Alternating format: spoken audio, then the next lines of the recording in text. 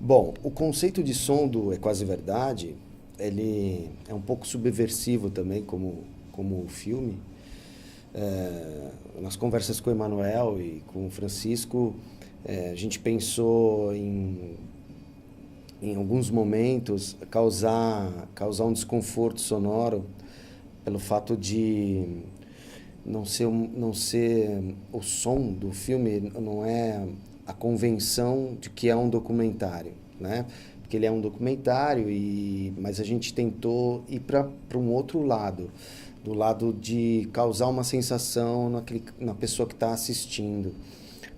Então, o filme ele vai ser todo feito ADR, né? A nossa dublagem, que foge completamente da cartilha do, do, do documentário, né?